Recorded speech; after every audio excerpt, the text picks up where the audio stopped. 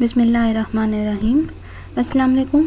आज हम बैक्टीरिया के चैप्टर में देखेंगे रिप्रोडक्शन ऑफ बैक्टीरिया और इन्फेक्शन एंड डिजीज़ जो है वो क्या होती है। अच्छा, अब बैक्टीरियाज के अंदर रिप्रोडक्शन किस तरह से होती है, जो प्रोसेस है इसको बाइनरी फिजन कहा जाता है। अब बाइनरी फिजन क्या होती है? बाइनरी फिजन होती है the division of a single entity into two और मोर पार्ट्स। क्या होता है कि एक सिंगल सेल जो होता है वो उसकी डिवीजन होती है, वो एक ही सेल जो है वो डिवाइड हो जाता है दो पार्ट्स के अंदर या दो से ज़्यादा जितने भी पार्ट्स के अंदर वो डिवाइड हो जाता है and regenerating of those parts to separate entities resembling the original. और फिर क्या होता है, जो जितने भी पार्ट्स उसके बने होंगे वो सारे क्या करते हैं, जनरेट होते हैं। जनरेट करके जो इनिशियल सेल था जिससे वो डिवाइड हुए थे उसी की शेप में दोबारा आ जाते हैं, दोबारा उसी की तरह बन जाते हैं। तो इसको बाइनरी फिजन कहा जाता है। यानी कि क्या होता है कि एक सिंगल सेल है वो क्या हुआ, आगे से डिवाइड हुआ पार्ट्स के अंदर, फिर वो जो पार्ट्स हैं क्या दोबारा उसी सेल की शेप में, उसी सेल की फॉर्म के अंदर आ गए हैं, तो वो क्या होगी, बाइनरी फिजन आ जाएगी। यहाँ से हम देख लेते हैं कि बैक्टीरियाज की रिप्रोडक्शन किस तरह से होती है। अब इसमें सबसे पहला काम क्या होता है, अब देखें यहाँ पे ये वही पूरा बैक्टीरियल स्ट्रक्चर है, सेल वॉल है, साइटोप्लाज्मिक मेम्ब्रेन है उसका डीएनए प्रेजेंट है। ठीक है, अब ये सारा क्या न्यूक्लियोइड, यानी कि हमने पढ़ा था कि जहाँ पे जिस एरिया में क्रोमोसोम्स प्रेजेंट होते हैं उसको न्यूक्लियोइड कहते हैं, न्यूक्लियोइड रीजन कहते हैं। अब इस प्रोसेस में सबसे पहले क्या होता है, सबसे पहले सेल रेप्लिकेट्स डीएनए, यानी कि जो क्रोमोसोम्स होते हैं, जो डीएनए होती हैं, उनकी रेप्लिकेशन होती है, यानी कि उसकी अपनी कॉपीज़ बनना स्टार्ट हो जाती हैं। दो कॉपीज़, यानी जितने पार्ट्स के अंदर वो डिवाइड होगा उस हिसाब से उसकी कॉपीज़ बनेंगी। अब यहाँ पे इसने दो पार्ट्स के अंदर डिवाइड होना है, तो ये जो डीएनए है इसने क्या किया है कि अपनी एक कॉपी बना ली है। ठीक है, फिर सेकंड स्टेप में क्या होता है कि the cytoplasmic membrane elongates separating DNA molecules. फिर क्या होता है कि जो साइटोप्लाज्मिक मेम्ब्रेन है, जो सेल मेम्ब्रेन है, ये लंबी होना स्टार्ट हो जाती है।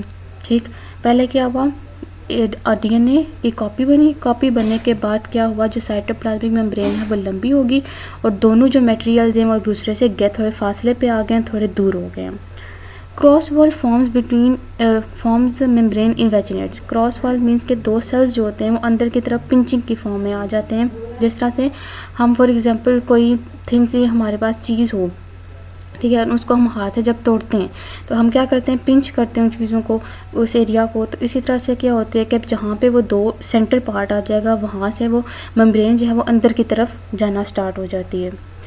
क्रॉस वॉल फॉर्म्स कम्प्लीटली, फिर क्या होता है कि जहाँ से मेम्ब्रेन अंदर की तरफ आती है वहाँ से कम्प्लीटली वो क्या होता है, ऊपर पार्ट और लोअर पार्ट जो इसका होता है वो एक दूसरे के साथ अटैच कर जाता है। और अटैच करके क्या होता है कि कंप्लीट दोनों के बीच जो डीएनए मटेरियल्स हैं दोनों के बीच में एक वॉल सी बन जाती है। ठीक है, एक दीवार बन जाती है दोनों के बीच में। फिर डॉटर सेल्स बनते हैं। अब डॉटर सेल्स क्या होता है, जहाँ पे वो दीवार बनेगी वहाँ से क्या होता है कि दोनों सेल्स एक दूसरे से अलहदा हो जाते हैं और एंड पे क्या चीज़ आ जाती है कि दो हमारे पास डॉटर सेल्स आ जाते हैं। ठीक, इसको हम एक बार फिर रिपीट कर लेते हैं। क्या होता है कि इसमें सबसे पहले जो डीएनए मटेरियल है उसकी क्या बनेगी, कॉपी बनेगी। कॉपी बनने के बाद जो सेल मेम्ब्रेन है वो इलोंगेट होगी, यानी कि लंबी हो जाएगी। फिर क्या होगा उससे कि दोनों जो डीएनए मटेरियल है वो एक दूसरे से थोड़े फासले पे चले जाएंगे। उसके बाद क्या होगा कि जो सेल मेम्ब्रेन है वो सेंटर वाले पोर्शन से अंदर की तरफ जाना स्टार्ट कर देती है। फिर वो जहाँ से अंदर की तरफ जा रही है वहाँ से पूरी एक दूसरे के साथ अटैच हो जाती है, ऊपर से और लोअर साइड यहाँ से देखें अंदर की तरफ आ रही है। फिर क्या हुआ, पूरी एक दूसरे के साथ अटैच होती है। अटैच होने के बाद यहाँ से दोनों जो सेल्स हैं एक दूसरे से सेपरेट हो जाते हैं और एंड पे एक सेल था हमारे पास, एक सेल से क्या हुआ, दो सेल्स बने। तो ये बेसिकली क्या है, बाइनरी फिजन है कि एक इनिशियल सेल था वो डिवाइड हुआ पार्ट्स के अंदर और दोनों पार्ट्स फिर क्या हुए कि उस पहले की तरह कंप्लीट एंटिटी की फॉर्म में आ गए हैं। अच्छा, जेनेटिक रिकॉम्बिनेशन किस तरह से होती है बैक्टीरियाज के अंदर। ठीक है, जेनेटिक रिकॉम्बिनेशन मीन्स की शेयरिंग ऑफ द जीन्स। जिस तरह से हमने पढ़ा कि आर्टिफिशियल जिस तरह से ब्रीडिंग करवाई जाती है, एक ऑर्गेनिज्म का डीएनए लेके दूसरे ऑर्गेनिज्म के अंदर अटैच कराया जाता है और डिफरेंट टाइप की ब्रीडिंग्स वगैरह कराई जाती हैं। तो जेनेटिक रिकॉम्बिनेशन यही होता है कि हम क्या करते हैं, जीन्स की शेयरिंग करते हैं। अब इसमें जैसे हमने देखा था कि बैक्टीरिया के अंदर एडिशनल स्ट्रक्चर्स होते हैं, कौन से, प्लाज्मिड्स होते हैं। ठीक है, वो होते हैं डीएनए की तरह ही हैं, जिनका क्रोमोसोमल मटेरियल है उसी तरह के होते हैं, लेकिन ये क्या होते हैं, छोटे रिंग्स की फॉर्म में होते हैं और इनके अंदर फ्यू जीन्स होते हैं। तो बेसिकली इन प्लाज्मिड्स को यूज़ किया जाता है जीन शेयरिंग के लिए या जेनेटिक रिकॉम्बिनेशन के लिए। In transduction bacteriophages transfer portion of bacterial DNA from one cell to another. ठीक है, अब क्या होता है कि जेनेटिक कॉम्बिनेशन में ये ट्रांसडक्शन होती है। ठीक है, ट्रांसडक्शन के पोर्शन में बैक्टीरियोफेजेज यूज़ होते हैं। ठीक है, तो ये बैक्टीरियोफेज है। अब ये क्या करेगा कि ये टाइप ऑफ वायरस है, इसको एज अ वेक्टर यूज़ किया जा रहा है। ठीक है, वेक्टर यानी कि जो चीज़ों को ट्रांसफ़र करने के लिए यूज़ करते हैं एक सेल से दूसरे सेल के अंदर। अब ये क्या करेगा, जो बैक्टीरियल डीएनए है जो हमने प्लाज्मिड लिया है, ठीक है, उसको लेके किसी दूसरे सेल के अंदर क्या किया जाता है, इंजेक्ट कर दिया जाता है। ठीक है, वहाँ पे जाके वो क्या करेगा कि अपना वो स्पेसिफिक जो पोर्शन है डीएनए का उसको रिलीज़ करवाएगा। Plasmids are separate pieces of DNA that can replicate on their own. ठीक है, प्लाज्मिड हमने पढ़ा था कि वही डीएनए के मटेरियल्स होते हैं, छोटे रिंग्स होते हैं, वो खुद ही क्या कर सकते हैं, आगे से अपनी रेप्लिकेशन कर सकते हैं। They can carry genes for resistance to antibiotic, और इनका काम क्या होता है कि जो भी एंटीबायोटिक्स हम लेंगे, ठीक है, एंटीबैक्टीरियल्स लेंगे, उनके अगेंस्ट इनको रेजिस्टेंस प्रोवाइड करेंगे, प्रोटेक्शन प्रोवाइड करेंगे। And transfer them between bacteria and any of these processes, और क्या करता है कि फिर उनको जीन्स को ट्रांसफरिंग भी करता है। ठीक है, उन जीन के अंदर क्या होते हैं, प्लाज्मिड के अंदर जीन्स होते हैं जो उनको एंटीबायोटिक से रेजिस्टेंस भी प्रोवाइड करते हैं, और वो क्या करते हैं, जीन्स को दूसरे बैक्टीरियाज के अंदर ट्रांसफ़र भी कर रहे होते हैं।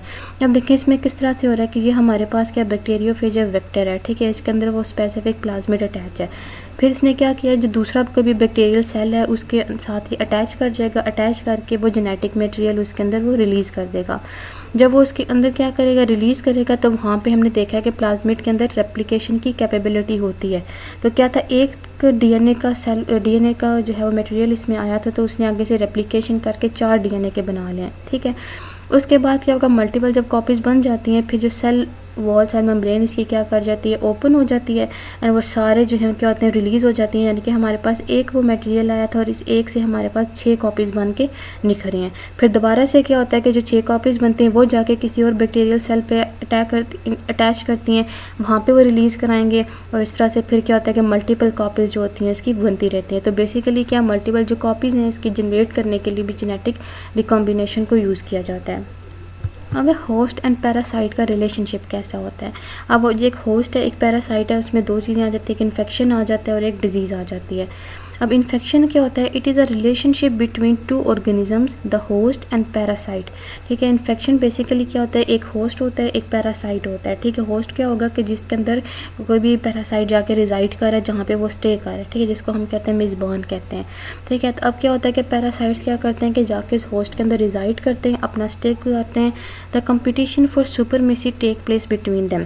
फिर क्या होता है, उनके बीच में सुपरमेसी के लिए कंपटीशन होगा। अच्छा, अब कंपटीशन फॉर सुपरमेसी से क्या मुराद है, कंपटीशन फॉर सुपरमेसी से यहाँ पे ये मुराद होगा कि दोनों एक दूसरे से compete करेंगे। ठीक है, कि उनमें से कौन सर्वाइव करेगा। ठीक है, अब दोनों, जैसे कि फॉर एग्जांपल 2 लोग साथ में रह रहे हैं, ठीक है, दोनों में से अगर कोई एक ही सर्वाइव कर सकता है, तो उसके लिए क्या दोनों को एक दूसरे से कंपटीशन करना पड़ेगा, लड़ना पड़ेगा, कि जी अपनी प्रोटेक्शन करनी पड़ेगी। ठीक है, तो अब वही चीज़ है कि दोनों होस्ट और पैरासाइट आपस में क्या करेंगे, compete करेंगे। अगर जो है वो होस्ट जीत जाता है तो क्या होता है कि पैरासाइट का इफेक्ट नहीं होता, यानी कि डिजीज़ नहीं होती है। लेकिन अगर पैरासाइट उस कंपटीशन को जीत जाता है तो क्या होगा, उस केस में डिजीज़ हो जाती है। A host whose resistance is strong remain healthy, and the parasite is either driven from host or assume a benign relationship with the host। तो वही चीज़ हमने बात की कि दोनों में एक रिलेशनशिप होता है, दोनों उसमें क्या करते हैं, compete करते हैं।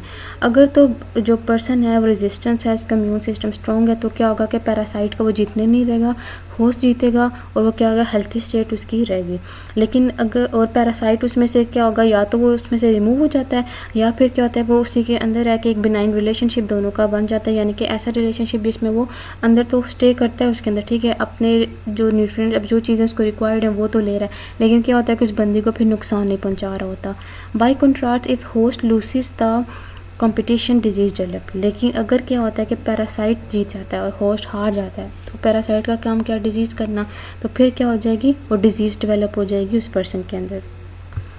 Next, disease. अब डिजीज़ क्या होती है, डिजीज़ में भी conceptualized as any change from the general state of good health. यानी कि आपकी नॉर्मल कंडीशन है, गुड हेल्थ है आपकी, आप गुड हेल्थ से अगर आपकी ज़रा से भी कोई चेंजेस आ जाती हैं, ठीक है, नॉर्मल स्टेट से ज़रा से भी कोई चेंज आ जाता है, तो उसको डिजीज़ का नाम दिया जाता है।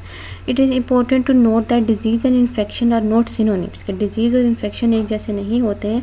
अ person may be infected without becoming disease.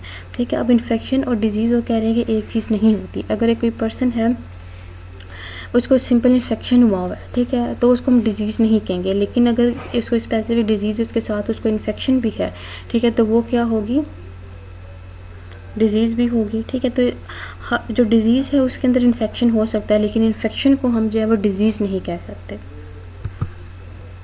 Thank you. Hopefully आपको क्लियर हो गया कि बैक्टीरियाज़ किस तरह से रिप्रोड्यूस करते हैं, किस तरह से वो अपनी जीन्स की शेयरिंग करते हैं, और डिज़ीज़ और इन्फेक्शन क्या होता है, किस तरह से होस्ट और पैरासाइट का रिलेशनशिप होता है। Thank you. अल्लाह हाफिज़।